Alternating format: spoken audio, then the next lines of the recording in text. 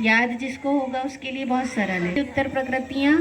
उत्तर प्रकृतियाँ कितनी होती हैं? तो देखिए क्या कहा, कर्मों के भेद ही उत्तर प्रकृतियाँ कहलाते हैं। कर्मों के भेद को ही क्या कहते हैं? उत्तर प्रकृतियाँ कहते हैं। ठीक है, ऐसा आ सकता है, कर्मों के खाली स्थान को उत्तर प्रकृतियाँ कहते हैं। तो क्या आएगा? भेद। क्या आएगा? भेद। की कर्मों के भेद को ही क्या बोलते हैं? उत्तर प्रकृतियाँ बोलते हैं। अब देखिए, ज्ञानावर्ण आदि 4 घाती और 4 अघाती ये कर्मों की मूल प्रकृतियाँ। ठीक है, अब ये क्वेश्चन आ गया कि कर्मों की मूल प्रकृतियाँ कौन सी हैं, तो कौन सी आएंगी? ये आ गया कि मूल प्रकृतियाँ कितनी होती हैं? मूल प्रकृतियाँ 2 होती हैं कि मूल प्रकृतियाँ 8 होती हैं कि मूल प्रकृतियाँ 147 होती हैं? तो कितना आएगा? कितनी आएगी? मूल प्रकृति कितनी होती है? 2 होती है। कितनी होती है? 2। ठीक है, मूल प्रकृतियाँ कितनी होती हैं? 2 होती हैं। और उत्तर प्रकृतियाँ कितनी होती हैं? 147 होती हैं कि 148 होती हैं? 148 होती हैं। कितनी होती हैं? 148। देखिए, चलिए अब देखते हैं इसमें। सबसे पहले क्या कहा, कर्मों की कैसी प्रकृतियाँ हैं? 2 अघाती को भी मूल प्रकृति कहते हैं। तो पर सबसे मूल प्रकृति कौन सी है? 2 ही है। कौन कौन सी? घाती और अघाती। अब घाती की कितनी होती है? 4। कौन कौन सी?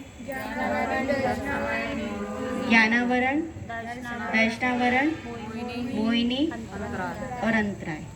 ठीक, ये क्या है? घाती कर्म की प्रकृति। अब आपको बताना है ज्ञानावरण की कितनी है? 5। दर्शनावरण की कितनी है?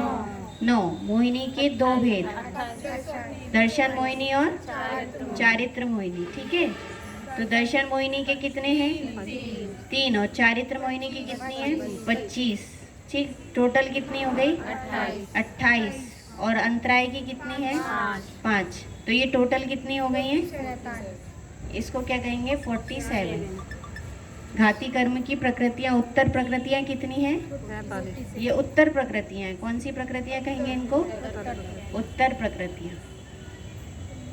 ठीक, मूल प्रकृतियाँ और उत्तर प्रकृतियाँ। तो उत्तर प्रकृतियाँ कितनी हो गई? 47। अब अघाती कर्म जो है, तो अघाती कर्म की कितनी है? 4। आयु की कितनी है? 4। फिर उसके बाद नाम की 93। फिर उसके बाद गोत्र की 2 और वेदनी की भी 2। तो ये कितनी है? 101। तो ये टोटल फिर यहाँ पर कहें कि उत्तर प्रकृतियाँ कितनी हैं? 148।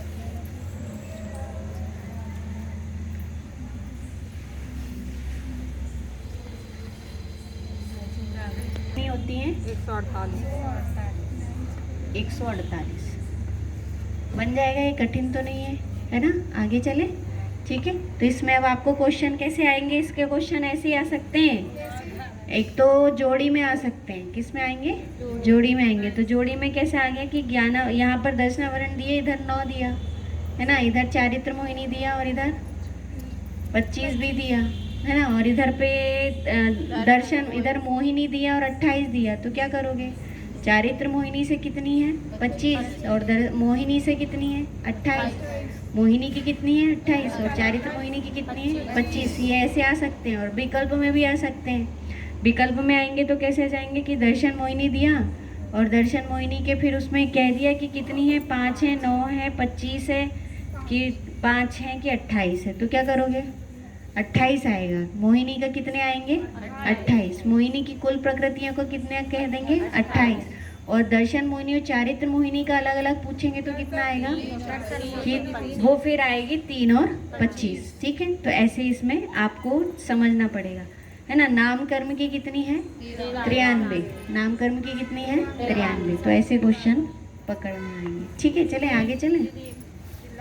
दर्शन मोहिनी और चारित्र मोहिनी, तो बस वही उसमें कहा है और कुछ नहीं कहा कि जो वो कैसे हैं। दर्शन मोहिनी और चारित्र मोहिनी दोनों किसके जैसी हैं? कि वो मूल प्रकृतियों जैसी, मतलब उत्तर प्रकृतियों जैसी हैं। कहने का मतलब वो मूल प्रकृतियों जैसी हैं। कहकर क्या कह दिया? थे ना, तो ऐसा ना कह के क्या कहेंगे उसको, क्या उसको ये कहेंगे कि ज्ञानावरण, दर्शनावरण, दर्शन मोहिनी, चारित मोहिनी और अंतराय। बस इसको कहने के लिए कह दिया कि मूल प्रकृति जैसे है। ठीक है, आया समझ में?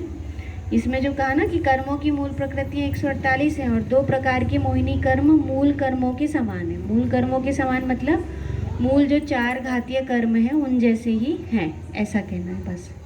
ठीक है, चलिए आगे चलें आप। Question number